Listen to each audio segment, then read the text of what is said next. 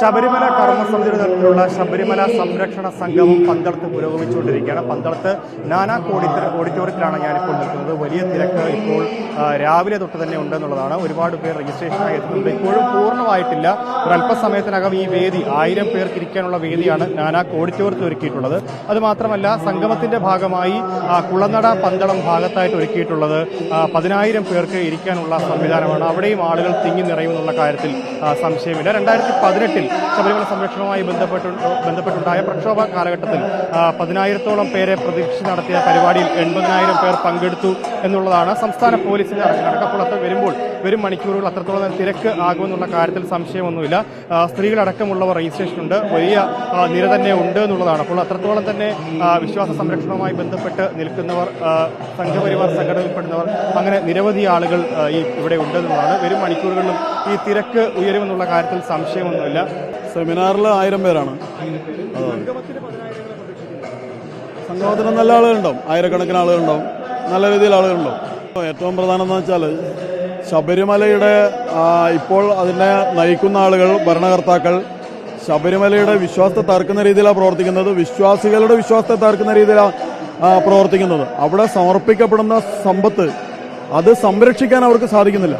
അതിപ്പോ കോടതി കയ്യോടെ പിടിച്ചുകൊണ്ടാണ് ഇപ്പോൾ ഒരു 5 കിലോയുടെ കാര്യം പറഞ്ഞത്.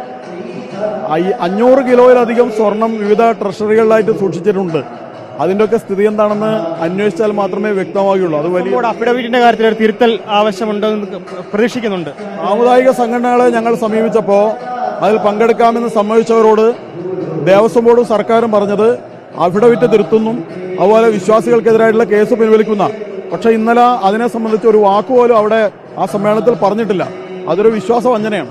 ആഗോള അയ്യപ്പ സംഗമത്തിനൊരു മറുപടിയാണോ ഇപ്പോഴത്തെ ഈ സംഗമം? നിശ്ചയമായിട്ടുമല്ല.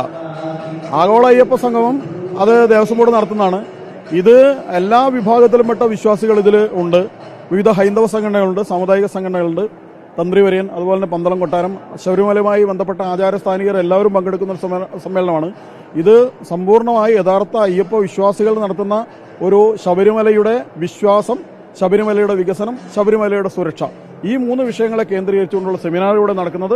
ഇതിന്റെ ഭാഗമായിട്ട് തന്നെയുള്ള പൊതുസമ്മേളനമാണ്, ശബരിമല സംരക്ഷണ സമ്മേളനമാണ് അവിടെ നടക്കുന്നത്. വികസനം വേണം, വിശ്വാസത്തെ നിലനിർത്തിക്കൊണ്ടായിരിക്കണം എന്നുള്ളതാണ് ഈ സമ്മേളനത്തിന്റെ ഊന്നൽ. അതുപോലെ തന്നെ പന്തളം കൊട്ടാരം ഇപ്പോൾ പന്തളം സംഗമത്തോടൊപ്പമാണ്. അതുപോലെ തന്നെ പൗരപ്രമുഖരടക്കമുള്ള ആളുകൾ ഇപ്പോൾ വേദിയിലേക്ക് വരികയും ചെയ്തു. ഇതിലൊരു 10 മണിയോടുകൂടി തന്നെ ഈ പൊതുസമ്മേളനവും പരിപാടികളും ഒക്കെ ആരംഭിക്കും. അതിനുശേഷം വൈകുന്നേരത്തോടുകൂടിയാണ് പന്തളത്തെ ഈ കുളനട ഭാഗത്ത് സംഗമം സംഘടിപ്പിക്കുക. 10,000-ഓളം പേരെയാണ് നിലവിൽ ഈ സംഗമത്തിന് കർമ്മസമിതി പ്രതീക്ഷിക്കുന്നത്.